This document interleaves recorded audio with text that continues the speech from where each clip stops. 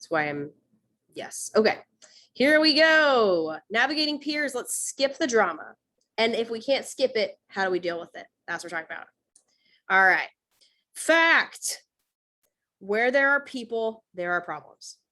That's not to say we get rid of people, but where there are people, there's going to be conflict. There's going to be differences. And that's because we are different people.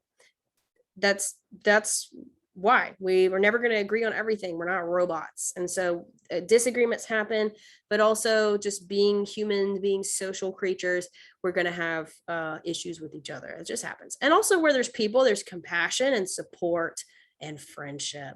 There are good things about being around people too. Again, we are social creatures. It's important. We want to be with people. We're made to be with people. We're made to survive. I'm gonna tell you a fun thing that I heard about the other day, which is pretty neat. You will always hear me talk about cavemen, because our brains are still on caveman programming, right? Everything else has progressed. Technology, medicine, all of that is in the 21st century. Our brains are stuck like 15,000 years ago. That was the last time we got an operating system upgrade, and we have not updated our operating system ever since. So we still function the same exact way our ancestors did, which is why we have things like drama, and there's reasons for this. But I will say that there are things that make sense once you start to study why our brains do certain things. Example, some people are morning people. Some people are night owls. If you want, you can put which one you are in the chat, just for fun. Don't have to. But the reason for this is because it was a survival thing. That way, we guaranteed people would be awake for good portions of the night to keep us safe. So you would have people get up really early in the morning to make sure that things are good, be lookouts. You'd have people stay up late in the night to be lookouts. And so it would help protect you from bears or saber-toothed tigers if you had some group of people who were programmed to get up early, and then they're like working first shift, and then you got people staying up late working night shift. So all of that makes sense. There's nothing wrong with being a morning person. There's nothing wrong with being a night owl. We still have to do our responsibilities and set ourselves up well to do those responsibilities. But there's a reason why you are the way you are, because you were supposed to be, if we were still living like cavemen, you were either going to be the first shift or you're going to be the graveyard shift. So I thought that was really interesting how, yes, night owls, I see you. I'm a morning person. So I'll get the fire ready at our caveman campsite, and you can, watch for bears at night. So thank you for that. Here we go. Okay, so let's talk about friends and like how to make friends. I know this sounds ridiculous. Like my kid is in pre-K right now, but this stuff, you would be amazed, still matters even as teenagers. So, and some folks are like, I don't really know how to make friends. So here's the other thing about making friends. Friends have common interests. So you're going to have a better time getting along with somebody if you have things in common with them. And that's, again, part of being a human being, is we're naturally attracted to folks who share common interests. So if you like anime, if you come from a similar background, maybe, me and my best friend in third grade got together because we had red hair. That was all it took. And then she ended up being in my wedding, and we were good friends ever since. But that is where that came from, is because we had something in common. We related. So try to find folks who have things in common with you. Also, be a good listener. Do you have friends who, when you share something with them, they go, yeah, okay, cool, yeah, oh, wow, yeah, okay. Annoying. They're not listening to you. I don't like that disrespect. Be a good listener. If you want to be heard, you have to hear. If you want to have people listen to you, you also have to listen. I know some of you guys know this. I know some of you guys are like pros. You're like the best friends on the planet. You are the best person to have as your friend. But sometimes we need a little reminding. Even adults need to know this. Some adults are not good listeners. They type whatever they want on Facebook and they say their opinions. And then people say, but what about? And then they go, la, la, la, la, la, la. Yes, we need to be good listeners. You want to have a conversation. You want to learn. You want to grow. You want to deepen relationships. You got to be a good listener. Don't talk bad about your friend. They will find out. Just assume that whatever you say about somebody is going to get back to them, because 9 times out of 10, it does. So Benjamin Franklin once said, 2 people can keep a secret if one of them is dead, which means people are not good at keeping secrets, right? How many of you have ever had people not keep a secret very well? Yeah, me too. I have said things, now not recently because I have learned my lesson, but I have said things to folks that they found out about later. And I said, ooh, I should not have said that. Be careful. That's all I have to say is be careful. And if you're going to say something, just presume the other person's going to know about it. Maybe you want them to know about it, but in that case, you should just say it to them, right? Don't smother your friends. This happens a lot. I had a friend who tried to be friends and show her friendship through tiny gifts all the time. Like all the time would just bring me tiny gifts, make me things. And it was fun until it wasn't. And then I was like, this is a lot. I'm not getting you any gifts. I'm friends with you, but now I feel like you're trying to buy my friendship back by giving me gifts all the time. You're a little bit smothering me. You know what I mean by smother? Like you're just kind of clingy. You have a clingy friend. Don't be a clingy friend. Give people space. Is this resonating with anybody? You can just tell me like if this he's reminding you of some people. Maybe it is, maybe it isn't. I tell this to my son who's 4 all the time. You can have more than one best friend. This whole laying claim to people, they are not your property. It is okay to have more than one best friend. Let me pause for just a second. Let somebody in. I'm going to stop the video and mute. Hello, hello. Oh, I stopped the sharing. I didn't stop the video. Here we go. Give me just a second. I'll stop video. Sounds like they're having some issues getting in the room.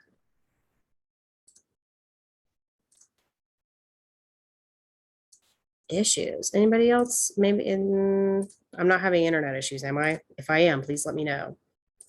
Please let me know. Yeah, okay. Doesn't want to let him in. Anyway, well, we're going to continue and I'll just keep trying to admit him. Okay, but you can have more than one best friend. Yes, yes, you can have more than one best friend. It's okay. Find friends that bring out the best in you. People that are going to help build you up. People that are going to, again, bring out the best in you. If they're bringing out the worst in you, they are not good friends. They are not good friends. But Ellen, doesn't that mean that I'm being mean to them if I'm not friends with them too? You can be friendly. You can be an acquaintance. You don't need to join yourself up with people who are not going to bring out the best in you. It will come back to bite you. That's what I'm saying, is that it will come back to bite you. And listen to that inner part of yourself. Is that person bringing out the best in me? Is this person building me up? Is this person making me feel better about myself? Or is this person draining me? Is this person a drain on my energy? Do I leave this person's time with them feeling worse than I did? Is this person making all of our time together about them and not about us?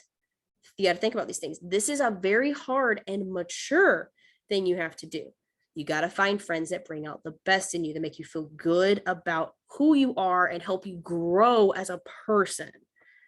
People who are making you, or not making you, but like making it seem more okay to do things that are not good, that are encouraging you to take risks that make you feel uncomfortable with, that are kind of making you feel like you have to fit into a mold that isn't really who you are, or you feel like you can't really be who you are with them. Rethink it. That's all I have to say is rethink it. Here we go. Next. So why is there so much drama during teen years? Why is there so much drama? It drives us crazy. Why? Why is there so much drama? Because your brain. That's all I have to say. Because your brain. Just kidding. I will go into more. Going back to us being same brain as a caveman. Okay. So we're going to think about this from that 15,000 years ago. Same people as are living here. We just happened to be born with a lot more technology, but they are the same as we are. Social acceptance is literally seen as a matter of life or death in your brain. Let me explain. So when you are a kid, what guarantees your survival? Well, your caregivers, right? As a kid, we find safety and shelter in our caregivers, all right? Guardians, caregivers, parents, whatever it is, that's where we feel secure and safe. Supposed to. Now, When you get to be a teenager, you start to realize I am my own person. I no longer need these caregivers as much as I did in order to do my life. It is normal and natural for youth of all ages to start to try to separate themselves from their caregivers and be like, that's why you suddenly, for those of you, mom and dad is not cool anymore. You're embarrassing me. Don't do that. That's gross. Please stop. You're embarrassing me. That's because you are starting to separate yourself from your caregivers. This is just brain stuff here, actually, from Dr. Dan Siegel. He talks a lot about why the teenage brain is the way it is. Fascinating. You guys' brains are amazing, but you're starting to separate yourself. While that's happening, separating from caregivers, you are trying to be accepted by the social group. Imagine this: if a caveman, a cave teenager, did not get accepted by the social group, they would get kicked out. If you got kicked out of a social group as a cave person, you are probably going to die, because the social group is what kept us alive back then. Humans living by themselves in the woods do not really stand much of a chance. But if we live all together, we can support each other. You go hunt, you go gather, I'll go take care of the kids, I'll go over here and gather water, I will be a nurse, I will be someone who helps tell stories. We are better together. We were meant to be in social groups of about 40 people. That's about the size of a normal, like, ancestral group, 40 people. If you were not accepted by this group and you were kicked out, your chance of survival just went way, way, way down. So what was important to you? Being accepted by your peers. That was going to mean that you survived. That is why your opinion, like what your friend's opinion of you, that's why it matters so much to you, because in your brain, that's a life or death situation. Is it really life or death? No, it is not. Not anymore. We don't live in a society like that anymore. You don't have to, you'll be fine by yourself. If you live by yourself, you can get a job, still pay your bills, whatever. But our programming is not updated. We still operate under the assumption that if I am not accepted by my peers, I am going to die in the woods by myself. That's harsh, but that's kind of what our brain sees. That's why we feel like we have to be accepted. And that's why we get caught up in drama. We feel like we've got to be a certain way for people to accept us. So we want to impress them, or we don't want to make them upset, or we feel like we've got to talk bad about a certain person so that they will like us better, so that we will be included. This is why drama happens, is because for a lot of people way in their brain, staying in the social group, being included, is a matter of life or death. At least that's how our brain sees it. It's not true. Human brains are also made to want to seek out people like us and exclude others. This is why I'm on this side of this issue and you're on that side and now I hate you. Like, that happens a lot, especially on the internet. Y'all, do not go in the Facebook comments. Do not go in the TikTok comments. You will see people saying some hateful stuff. I can't believe you voted for this person. I can't believe you believe this. I can't believe you this and this. I can't believe you would raise your child like that. Our brains really like to sort people into groups, and we think that anybody in our group is fine and this group over here not fine. Is that true? No, it's not. But back in the day, again, when we're in certain groups and we're living in these tiny groups of 40 people, well, this is my safe group and they're all like me. Over there, they look a little different.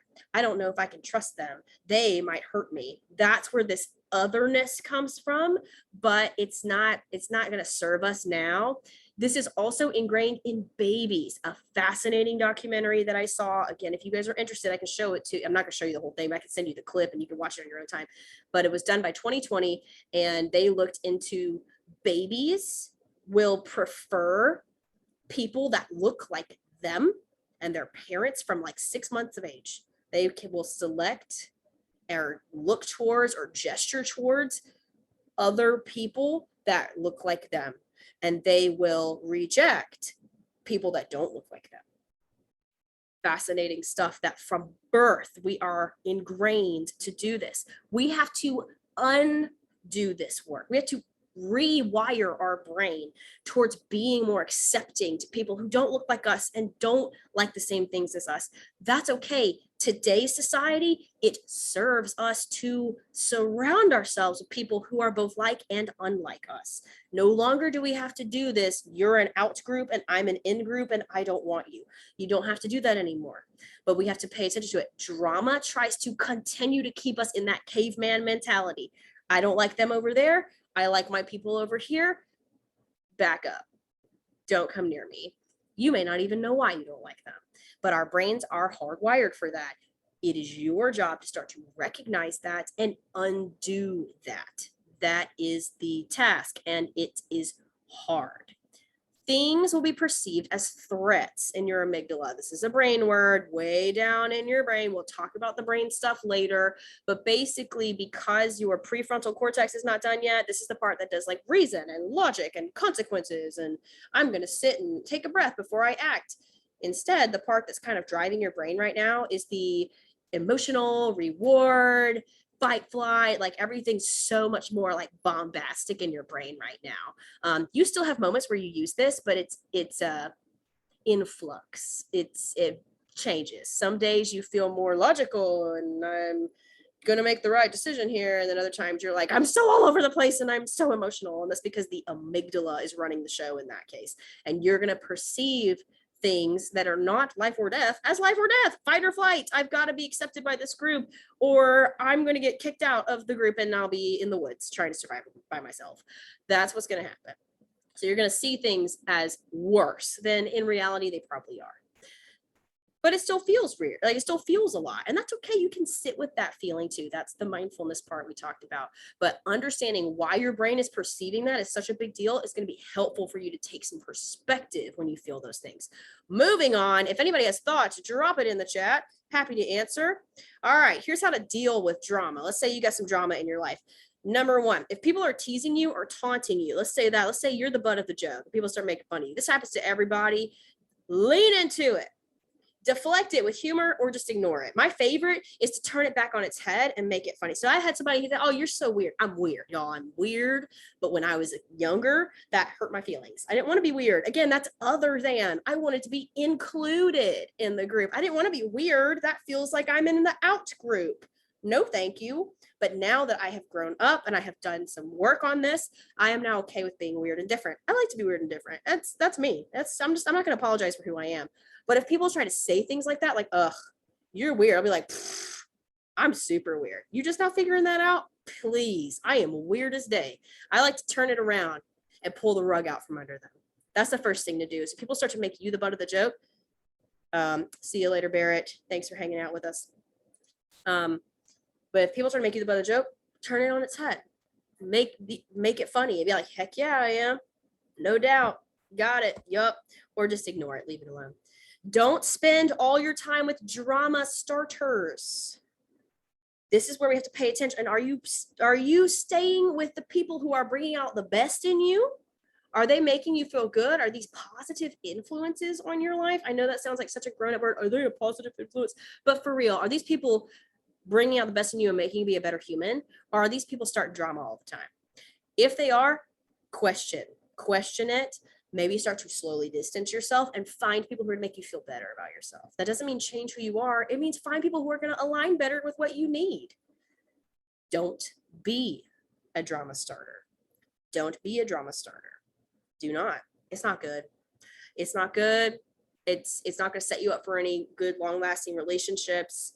People will probably only be your friend just so that they don't have to be the butt of your drama. But they're not real friends. They're just trying to be in your good graces. It's not a good way to be. Do not be a drama starter. Just check yourself, okay? You also don't want that legacy. You don't want that legacy 10-year high school reunion. Like I said earlier, you don't want to be the person where they come back and they go, oh, she ran her mouth all the time. He was always starting stuff. Because that might not be you anymore, but then you've got to try to work to prove them wrong. Don't do that. Don't be a drama starter. Don't start or spread a rumor. Don't do it. It's not good.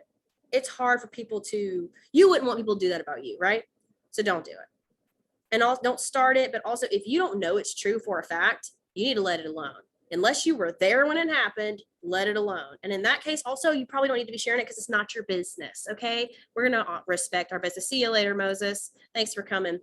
Be honest with your friends. That one goes without saying. Cut out negative people from your life. These drama starters, the people that do not serve you. And by serve you, I mean like help you be a better human. Be gone with them. Be done. Seek help when you need it. Seek help when you need it. If you're dealing with a lot of drama, if stuff's really getting you down, a lot of gossip's happening, rumor mill's going crazy, people are saying stuff about you, it's getting out of control, you need to talk to a trusted adult and have them help you through that. It's not going to make it go away overnight, but they are going to help you strategize how to deal with it. That could be a counselor, that could be a caregiver, that could be a mentor, that could be someone in a youth group, whoever. You need to find somebody you can talk through it with them. It may take a while, but don't do it by yourself. Find somebody who can help you with that. Okay. Moving on. Going on.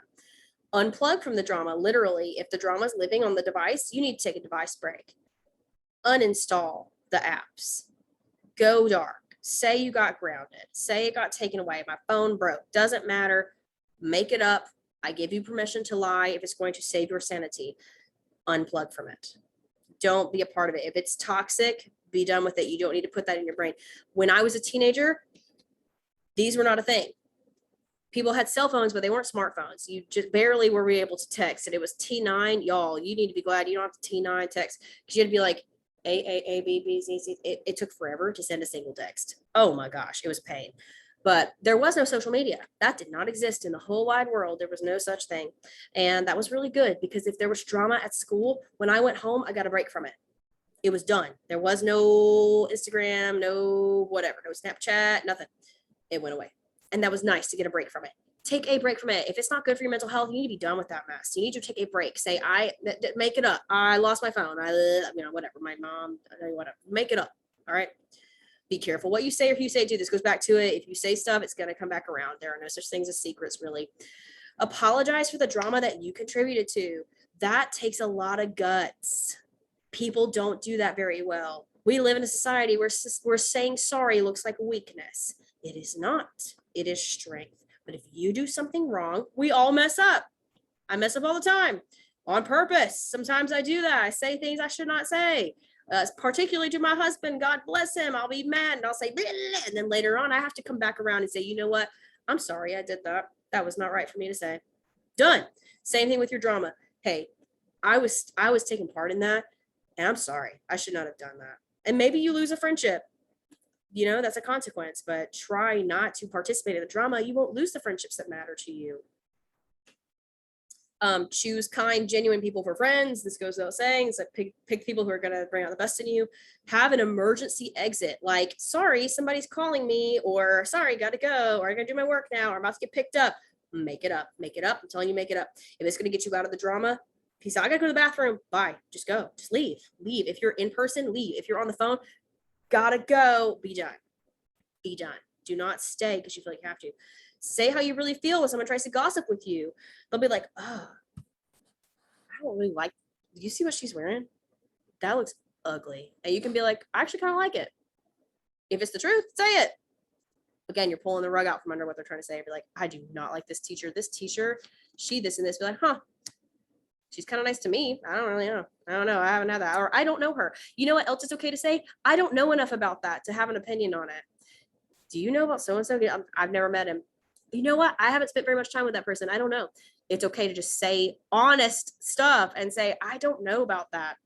I don't know that person. I like what they're wearing. I kind of like that class. It's cool. People actually really like folks who speak their mind. So it might be shocking to people at first if you're not agreeing with them, but it will also behoove you, which means benefit you, because people will be like, I like that person. They're genuine. I can trust them because they're saying what they're thinking, but in a way that's respectful. Moving on. If you ain't got something nice to say, don't say nothing at all. Period.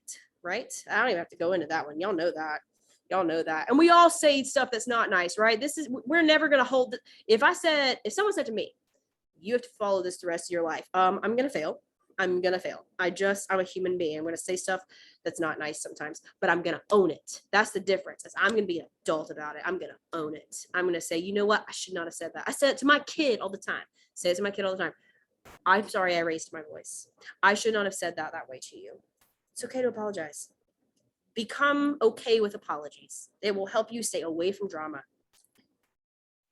Resolving conflicts. Conflict happens. We all hate it. Ooh, I hate the way conflict feels. I do not like it. But guess what? Again, conflict is going to find you some way or another. Here's how you deal with it.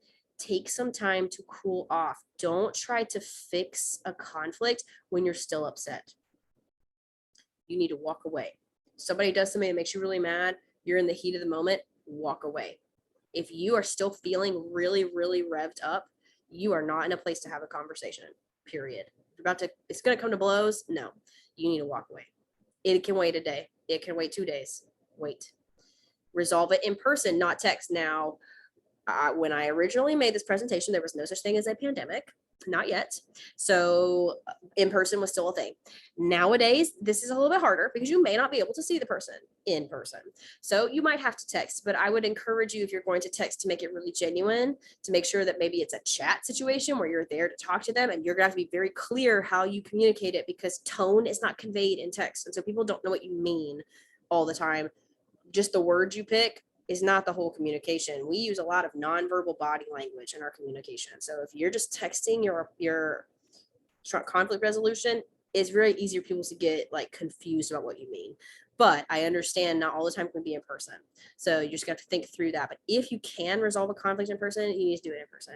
I just had to have a conversation yesterday where I had to tell someone some bad news, and I did not want to. It made me really sad. It was something that I had been not looking forward to, but I knew I needed to do it.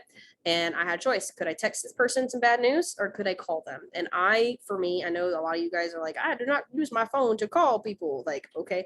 But for me, I was like, I need to call them. That's going to be it's going to mean more to this person if I call them than if I just text them this bad news that I need to let them know. And I'm going to disappoint them, but I need to do it. So I did. Use I statements. As soon as you start being like, you said this and you're so this, and every time you this and you, if you're saying you more than you're saying this is going to be harder to resolve. I felt this when you said this. I thought I felt like you meant this. When you said, I heard blah. When you said that you didn't invite me to this, I heard that you don't like me anymore. Like, just make it more about your feelings, your perception, how you took the information. Don't make it about them making judgy comments. Listen to their side, okay? Listen to their side. They probably have a good reason for thinking what they think. You need to try to understand their perspective. You don't have to agree with it. You don't have to agree with it at all. You could see their side of it and go, I can see how you got there, but I still think this. Fine. But you need to try to see their side. Apologize if you need to. Write your points down if you need to. I have had in my life, when I've had to have a tough conversation with somebody, I've made notes and been like, here are the things that you did that I'm not okay with. And I wrote them out. Bullet points. You may not do that. That might not be your gig. That's how I help to be able to say what I need to say in a tough conversation. Thankfully, I don't have a lot of tough conversations, but they are going to happen in your life. That's just one strategy you can take with you. All right, a video, and I think we're wrapping up here soon, but this is why the science of teen drama. We talked a little bit about this already, but the science of teen drama. I hope you find this interesting. I did. Here we go. Why is it that in middle school, and even more so in high school, there is so much drama? Can't put together a cute outfit for school. I hate all of my clothes. Your mom asks you what you want for lunch. Why do you hate me? Prom is coming up. This is the most important night of my life. A lot of adults tend to blame raging hormones, but as most teenagers can tell you, a lot of adults are wrong. Say hello, ladies and gentlemen, to me in 9th grade. Hey guys, I'm Kristen. Want to be friends? Yes, I did make that choker myself. This was a time when I was more drama susceptible than ever before. Not just because I had started high school, was completely boy crazy, and was navigating the social minefield of cliques. Scientists have discovered that the deeper root of teen drama lies in the brain. When we're teenagers, our prefrontal cortexes, or the part of our brain responsible for things like reasoning, impulse control, and self-reflection, is in flux. That was weird. In certain areas, around half of the so-called thinking neurons are being wiped out, while more myelin, which is fatty tissue that increases the speed between neuron connections, is being added. In other words, our brains are undergoing this massive remodeling project, converting it from, say, a kid's clubhouse to more of an adult condo. Or shack, depending on how poorly you take care of it. By watching Stuff Mom Never Told You videos, you can upgrade your brain from a condo to a townhouse. Is that an upgrade? On the upside, this evolving prefrontal cortex means that we're also evolving our sense of self. On the downside, with all that flurry of activity in our brains, it makes it harder for us to stop, calm down, think, self-reflect, and take a break from the drama-rama. And like pouring gasoline on the fire that sometimes is teen drama, we have dopamine, a hormone and neurotransmitter which tends to amplify and intensify our emotional reactions and processing of situations around us. And when in our lifetimes is dopamine activity highest in our brains? Yeah, duh, our teen years. God, have you been listening? Partly as a result of all that dopamine, we have so many feelings. Hence our teenage propensity to dramatize even the most minutest of things. Get off my back, Mom. The good-ish news is that this brain remodeling process tends to end in your mid-20s. In the meantime, researchers suggest practicing more mindfulness, being aware of that kind of emotional flooding that tends to happen naturally in our teen brains. It's impossible to prevent drama from happening around us. It is possible to control our response to it. Does that help? I have a feeling if someone had told me this when I was a teenager, I just would have sighed and walked away. Let me know what you think in the comments below. And hey, take care of your brain. It's the only one you got. Why is it? Okay. She's got a cat. So there's a lot going on, again, about our programming, about the chemicals that are in your brain, about the construction that your brain is under, the reconstruction that your brain is under. It's important. It's important to know. So it's going to help you understand, why am I even dealing with drama? Why do things feel so intense all the time? It's your brain. Just blame it on your brain. And then I think this one's actually kind of outdated. I'm gonna have to find that one again, dealing with digital drama. But again, just a little bit more about social media and how social media is hard and it's really difficult world to navigate. So I hope that was interesting to you guys. I'm going to stop the recording, but I do want in the chat, if you have thoughts or something that's interesting to you or a question, feel free to put that. So stopping the recording.